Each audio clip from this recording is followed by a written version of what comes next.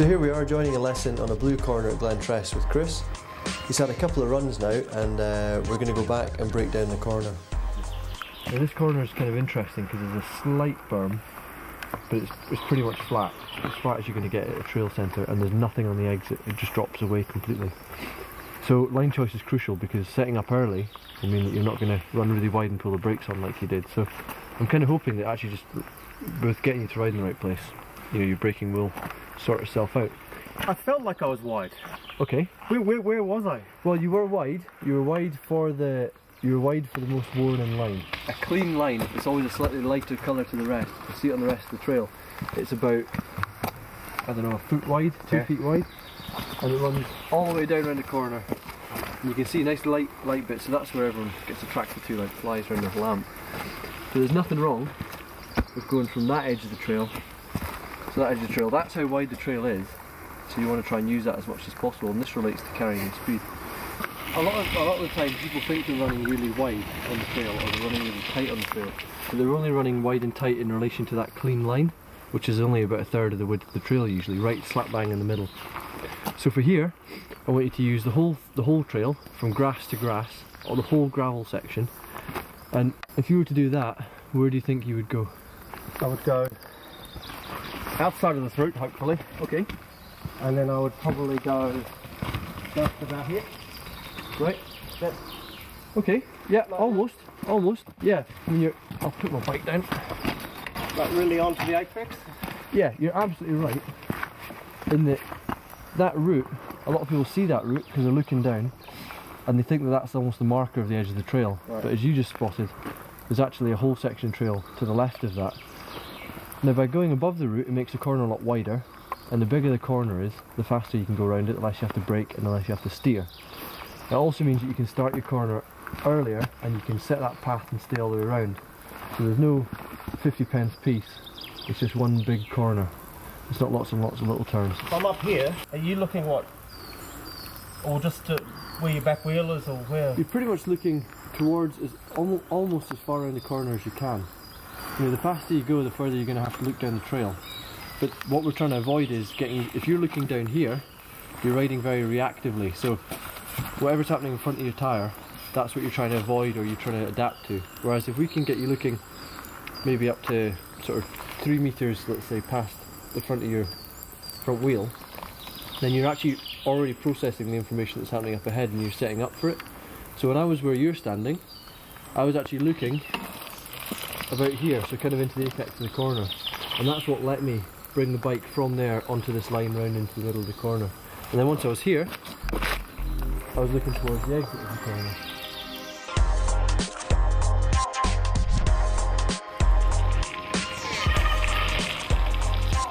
You came in wide of the route, you were perfect part of the trail. You then let it run all the way wide around the corner, and that's when you pulled the brakes on. I think I was looking at these marbles. Exactly, because you were wider. So when you've chosen your wide line, you've gone onto it, I then want you to look round the corner. Right. And look where you want to go, don't look at what you don't want to hit. I set up really wide, and once I started my corner I kind of looked towards the middle of the trail here, and once I was kind of at the middle of the trail I was already therefore looking at the exit and where I wanted to go. So the corner was massive, much bigger than the corner you've been doing, and therefore it was very easy. I didn't feel like I was going to slide or lose control at any point. Excellent. Fantastic. Much better. You see that already your braking corrected itself. Whereas in the past I would come in here, full on the brakes, then try and grind some kind of speed out of this corner, full on the brakes, likewise the whole way down. That one I felt like I could probably a few pedal strokes each corner, and yeah, perfect. And I didn't brake as much as I've done in the past, I don't think. So the first thing that happens when you pull the brakes on is that your bike will straighten itself up and it'll pull itself off the outside of the corner. And that's why if you look at this, there's all those skid marks over there down at the exit. Because most people brake where you are, right in the middle of the corner. Their bike sits up in the turn like Valentino Rossi, pull his brakes on, and they go wider. Pull you straight off the back. Yeah, and that's why people end up here. See all those tyre marks going off over here? only caused because of braking. The majority of crashes probably, I don't know, not scientific, but 80-90% of crashes I think that happen on corners because people brake. And it's a vicious circle because people brake because they think they want to regain some control, but in actual fact it's the braking that's causing the loss of control. So this time you're going to pass the bag, you're going to make sure that you've done your braking before that. So you've done the braking on the straight part of the trail where you've got loads of grip and loads of balance. And then as you come in you'll find that you'll be slower initially than what you're used to, but you'll actually pick up speed and you'll be accelerating where you weren't before. And that acceleration and letting the tyres run will increase your grip dramatically. Because again, another reason why not to brake is that when you pull the brakes on, the force that's being applied to here is causing a lot of loss of traction at the tyre. And the minute the grip between your pads and your rotor become greater than the grip between the ground and your tyre, you skid. And skidding's a bad move because that's a loss of control. So pass the bag, off the brakes, and it'll feel a bit like a runaway train because, as I said, you'll be accelerating, but that acceleration is going to give you loads of grip. So start off slower than you used to, yeah, and just see how you go. Oh. Try it again. You can't multitask, eh? So I'll go again, sorry. Yeah, that's alright. I'm too busy thinking about braking and not... You may notice that his body position is still not quite right, but we're just introducing one thing at a time because there's a lot going on underneath the tyres and the speed's getting faster, so the last thing we want to do is tell him to do 3 things all at once. So now that he's got his line, once he gets his braking, we'll actually introduce body position into this as well, and you'll find that you'll become even more stable.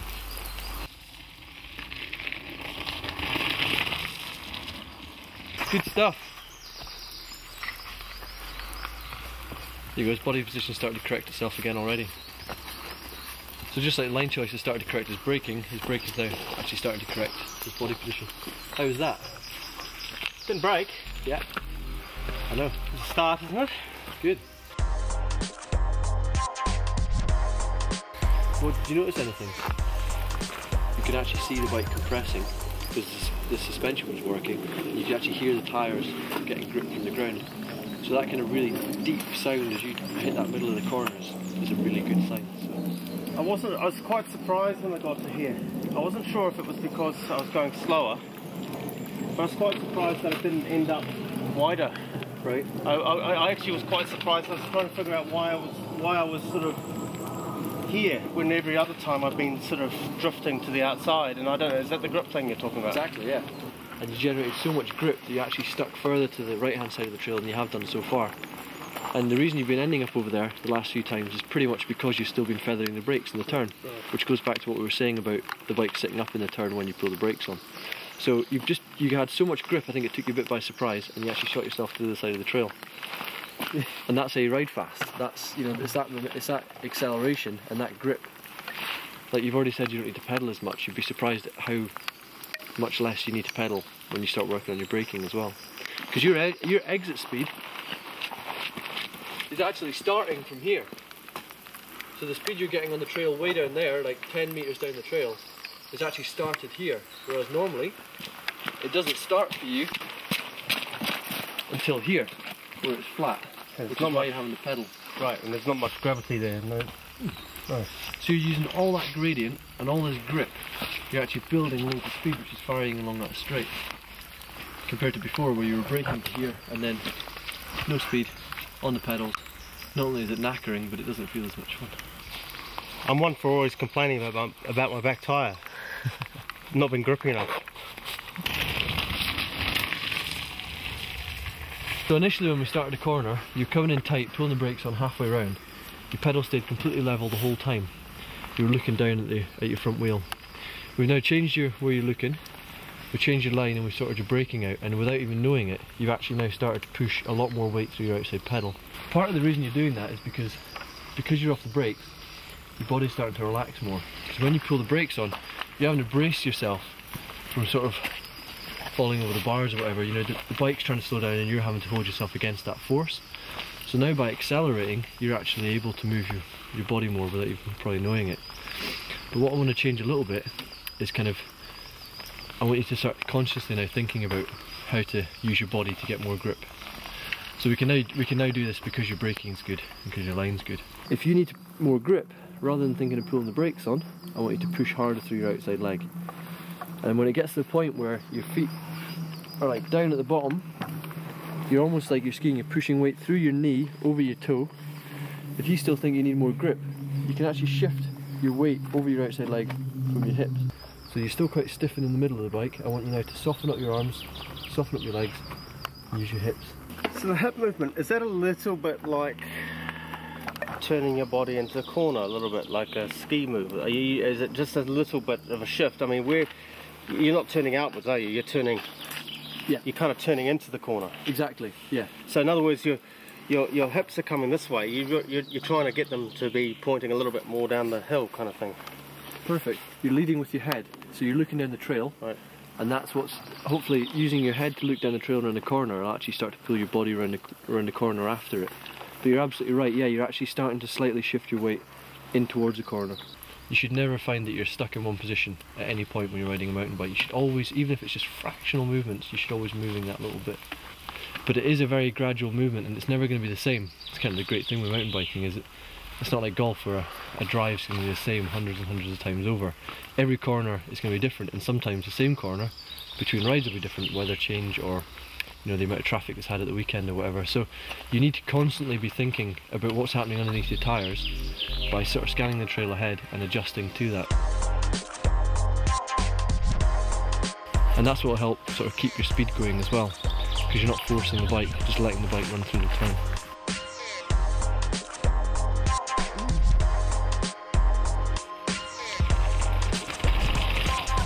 I reckon I just focus on line and braking and then body, which is kind of in the order that we covered it. And I think if you just keep on thinking about that and just concentrate on that, it'll start to come naturally. So, but it was really good man. So here we are with a really nice, basic, long, sweeping berm. As you can see, the berm's not actually too steep. It's a very nice mellow gradient and it's very even all the way to the exit. And that means that you can set up and do your turning throughout the entire berm, and you want to use as much of the berm as you possibly can. At a forest centre, you usually want to try and choose the cleanest line. You'll probably notice that a lot of gravel collects at the bottom of a berm and it's usually quite loose and unfinished at the top. So try and choose a nice hard packed smooth area to ride on, and try and keep your corner one nice big even sweeping turn rather than like the edge of a 50p piece coin. You want to let off the brakes and that'll let the bike sit nice at an angle. Try and lean in so that the contact patch of your tyres is very similar to that of when you're on the flat ground. So the middle part of your tyres wants to grip and therefore you have to lean. You want to look towards the end of the corner and just let the speed pick up.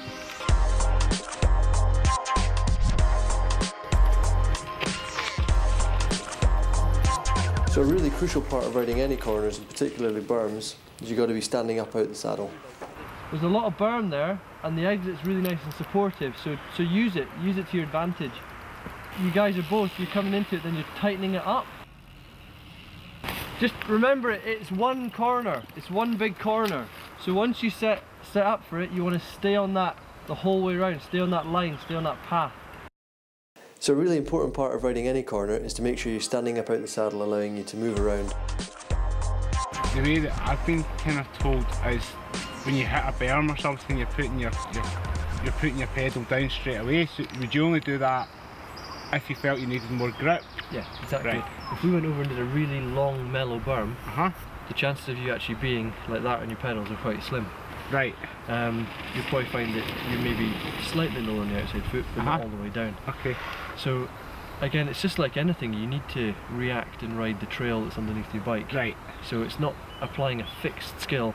Round a berm, I put my pedal down. It's that weight transfer thing. So the more weight you need to transfer over your outside leg, the more that pedal will drop. Putting your pedal down is a reaction thing then? It's a control reaction rather than just part of the discipline of going around a berm? Pretty much. Right, yeah, right. Pretty much.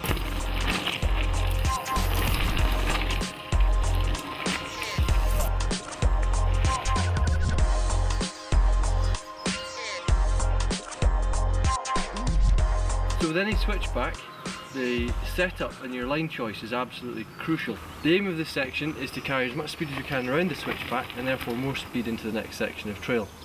Now we're actually going to use as much of the track as we can, and we're going to set up nice and wide for the corner in order to give us as much space as possible. And you do that by setting up to the opposite side of the trail on the entrance.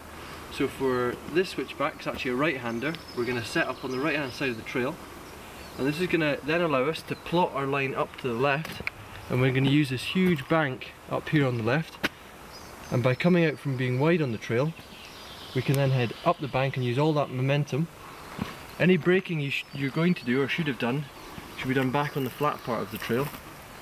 And then use the bank to slow you down a little bit. Play around with coming in at different speeds, and you'll find that once you get better, you'll be able to actually read the terrain and use the gradient increase to slow you down. So the faster you go, the further up the bank you want to come. And from up here, you want to then start looking towards the apex of the corner, the inside line. When your speed starts to tail off, you then want to use your shoulders and your head to lead yourself into the corner. Your weight then needs to transfer to the outside foot, just like in any flat corner or berm. And you want to stay off the brakes to maintain grip all the way around the corner.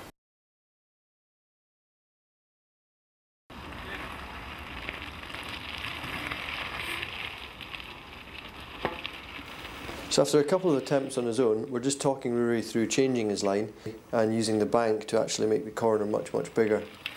You can see he was riding a really tight line, but now that we've opened up the entrance, he's carrying much more speed. Kind of relating it back to flat corners, when you get something so steep and there's a bank on the entrance, you can actually use the bank to make the corner bigger, which makes riding a lot more fun and a lot faster, a lot less effort. So what I did on my approach, I looked left onto the outside of the trail, and I actually used the bank, went up the bank as wide as I could until I felt like I was losing enough speed, and when that crucial point in speed sort of slowed down and changed, I then dropped my head, looked round the corner to where I was going to go, and let the bike roll off the bank and into the corner. So I made a very big corner, one big corner as well, rather than two corners. I carried my speed well, and it allowed me to maintain a stable body position.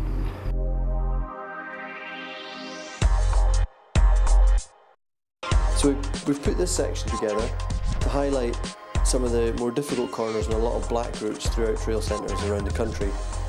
These corners use a combination of varying techniques from switchbacks to flat corners and berms, and if you watch the following examples, you'll see how you can apply everything to make them much easier and much faster. Although the trails may be only about a foot wide at this point, coming into the section you can actually set up wide using the grass on this edge of the trail. And even though it's only maybe a foot or so outside of where the most worn line is, it'll make a massive difference to opening up the entrance to the corner. And from here you want to start looking into the section, over this top drop, and then let the bike run wide. So I've chosen the line that allows me to use that big flat rock and the smooth bank afters to turn against, avoiding all these awkward little drops and small rocks on the inside of the corner. So I've done my braking, killed my speed up here. I'm very balanced, very sort of centred on the bike. I use a lot of body language to get my way around this because the bike's going to be moving around on the rocks a lot. So that's no bad thing, let the bike move around. And once you get to about here, mid part of the corner, you want to make sure that you're off the brakes and let the bike roll out and accelerate over the rocks. Firstly, you'll get a lot of exit speed, and secondly, the bike will remain incredibly stable. So you see on the entry to a section like this, you've got this drop off, but to the outside, to our left, the drop's actually considerably lower at this point than it is here. And where the higher drop is, it's also on the inside of the corner and follows straight away by two smaller drops. Whereas if we look towards the outside of the corner, the drop's a lot smaller and it leads you all the way onto these smooth rocks here. So although they actually look very small, they're quite solid. They're not going to move anywhere, and they're actually relatively smooth, like a cobbled road. So you actually get a lot of stability and a lot of grip off those, and it'll just allow you to stay balanced and accelerate around the corner.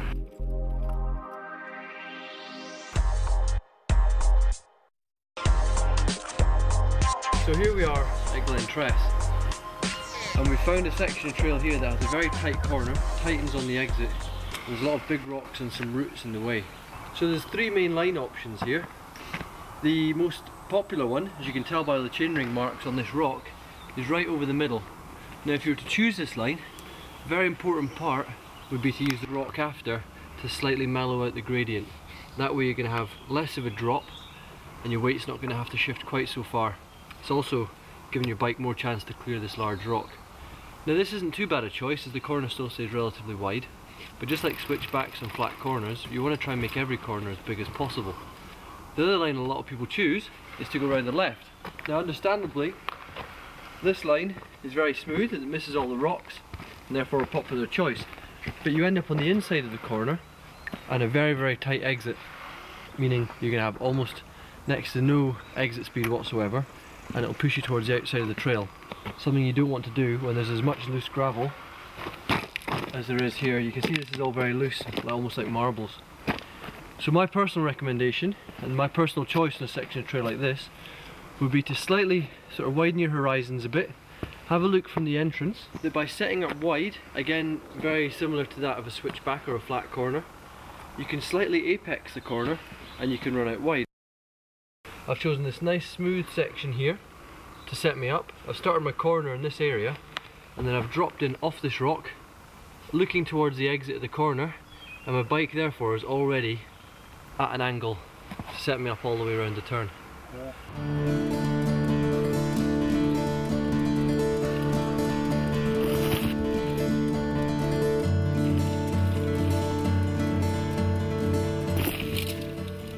Here we've got quite a typical, very shallow wooded corner.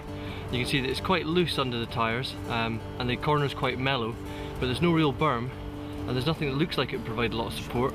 But just by treating it like a flat corner, like any flat gravelly corner, and shifting your weight with your hips to your outside foot, you can push in really hard into a turn like this and almost demand grip from the bike.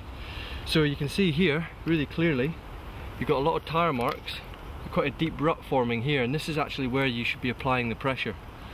So as the corner comes in, and again as I said it's a very mellow corner, just push in through your outside foot and don't be scared to push really hard, because the harder you push and the more weight you shift with your hips, the more grip you're going to get and the more speed you're going to carry out.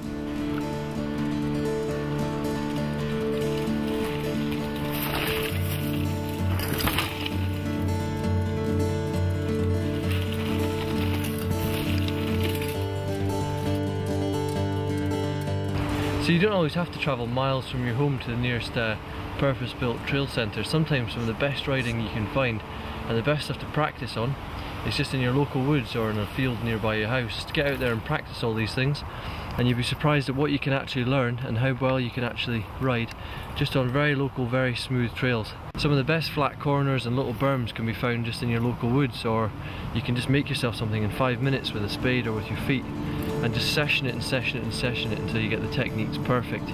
And then when you get to your local trail, when you've driven miles, then you can actually just put all that stuff into practice and have a great time.